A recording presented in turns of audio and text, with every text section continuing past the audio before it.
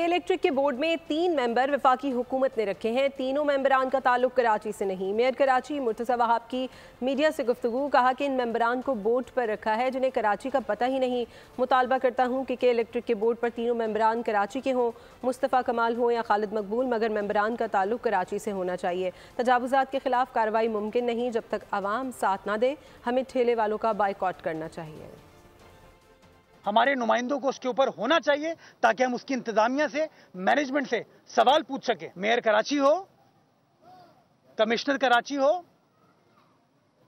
सूबाई वजीर तवानाई हो, या चले वफाकी वजीर मुस्तफ़ा कमाल साहब को डाल दें यार, चलो खालिद मकबूल सिद्दीकी साहब को डाल दें, लेकिन कराची वाला कोई बैठा हो जिसको पता हो, जो इस तकलीफ से गुजर रहा हो। बड़ी बड़ी बातें करते कहते हैं हमने लोड शेडिंग खत्म कर दी। तजावुज़ात के खिलाफ कार्रवाई उस वक्त तक कामयाब नहीं हो सकती जब तक शहरी हमारी मदद ना करें।